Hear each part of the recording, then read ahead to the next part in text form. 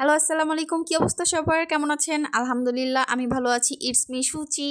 তো আজকে কি ছিল মেনুতে বলেন তো? তো গেস করেন, আপনারা কমেন্ট বক্সে কিন্তু জানান কি ছিল মেনুতে। মধ্যবিত্ত সংসারে কিন্তু গরুর মাংসটা তেমন একটা খাওয়াই হয় না, কারণ সবজি ছাড়া তো আমরা জীবনে চোখেই দেখি না। আর হচ্ছে মাছটা, এগুলো হচ্ছে আমাদের হচ্ছে প্রধান খাবার। তো গরুর মাংসটা কিন্তু চোখেই পড়ে না, কারণ হচ্ছে গরুর মাংস যতই ফেভারিট থাকুক না কেন, গরুর মাংসর অনেক দাম। তো মধ্যবিত্ত সংসারে হচ্ছে অভাব অনটন লেগেই থাকে, যার কারণে হচ্ছে কারোর থেকে চাওয়াও যায় না, খাওয়াও যায় না।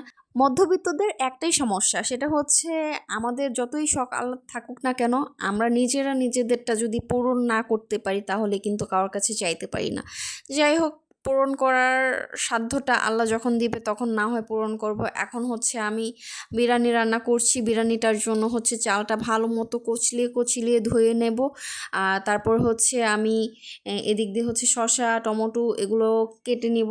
তো যেটা বলছিলাম যে আজকের ওয়েদারটা এত ঠান্ডা ছিল যে বিরিয়ানি খেতে খুবই ইচ্ছে হচ্ছিল। তো হাজব্যান্ডকে বলছিলাম যে তুমি একটু দোকান থেকে বিরিয়ানি কিনে এনে দাও।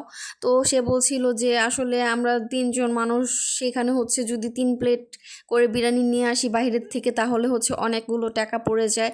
যার কারণে হচ্ছে হিসাব নিকাশ করে দেখলো যে যা খরচ হবে তা হচ্ছে ঘরেই খরচ হোক, কারণ একবেলার জায়গায় 2 বেলা পেট পুড়ে খেতে পারবো।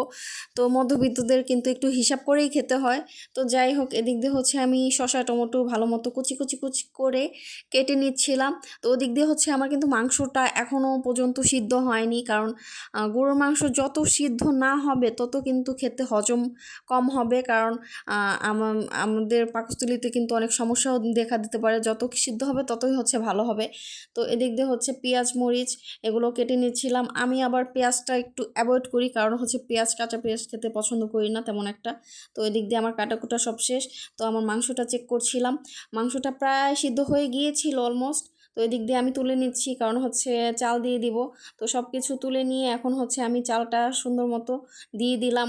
তো এটা হচ্ছে অনেকক্ষণ যাবত নাড়াচাড়া নাড়াচাড়া করতে হবে চালটা। এর আগেও কিন্তু হচ্ছে আমি বিরিয়ানি রান্নার রেসিপিটা আপনাদের দিয়েছি, যার কারণে হচ্ছে আজকে ফুল ভিডিওটা আপনাদের সাথে শেয়ার করিনি, জাস্ট খণ্ড খণ্ডটুকু আপনাদের সাথে শেয়ার করেছি। তো যাই হোক, এদিক দিয়ে হচ্ছে আমি অনেকক্ষণ যাবত ভেজে নেব এই চালটা, না হলে কিন্তু চালটা সুন্দর মতো ফুটবে না। তো অনেকক্ষণ আমি নাড়াচাড়া নাড়াচাড়া নাড়াচাড়া করতে করতেই দেখেন আমার চালের কালারটা হচ্ছে ব্রাউন কালার হয়ে এসেছে। তো এদিক দিয়ে হচ্ছে আমি পানিও দিয়ে দিয়েছি। আমার বিরিয়ানিটা অলমোস্ট প্রায় রান্না হয়ে গিয়েছে, আমি পেঁয়াজ বেরেস্তা দিয়ে দিয়েছি। তো এদিক দিয়ে মাশাল্লাহ খুব সুন্দর হয়েছে আর খুব ঝরঝরা হয়েছে। তো এই তো আমার রান্না বান্না কিন্তু প্রায় কমপ্লিট হয়ে গিয়েছে। আজকে কিন্তু একটু লেটই হয়ে গিয়েছিল, ইফতারের অনেক পরে হচ্ছে আমি বিরিয়ানিটা রান্না করা কমপ্লিট হয়েছিল। তো এদিক দিয়ে হচ্ছে আমার হাজব্যান্ডকে খাবারটা বেড়ে দিব। এই দেখেন মাশাল্লাহ, দেখেছেন কত সুন্দর ঝরঝরে হয়েছে।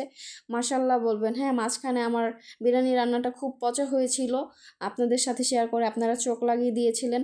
তো যাই হোক, আজকের বিরিয়ানি রান্নাটা কিন্তু প্রায় মাশাল্লাহ অনেক সুন্দর হয়েছে। তো এদিক দিয়ে হচ্ছে 7 আপ না হলে কি চলে নাকি বিরিয়ানির সাথে। তো আমি খেতে বসে গিয়েছি। এই যে আলু বোখারাটা আমার খুবই পছন্দের, খুবই পছন্দের। তো পাগলের মতো আমি খাচ্ছিলাম, কারণ আমার খুবই ক্ষুধা লেগেছিল, অনেকটা টাইম পেরিয়ে গিয়েছিল, যার কারণে হচ্ছে আমার এত ক্ষুধা পেয়েছে। তো আমি খেয়ে নিচ্ছি, খুব মজা হয়েছে। আপনারাও যদি আমার মতো ট্রাই করেন তাহলে অবশ্যই আপনাদেরও ভালো লাগবে। সবাই ভালো থাকবেন, সুস্থ থাকবেন, আর আমি খেতে থাকি। আপনারা হচ্ছে লাইক কমেন্ট শেয়ার দিয়ে পাশে থাকবেন, আমার পাশে থাকবেন। আপনারা সবাই আমাকে ইন্সপায়ার করবেন। সবাই আল্লাহ হাফেজ।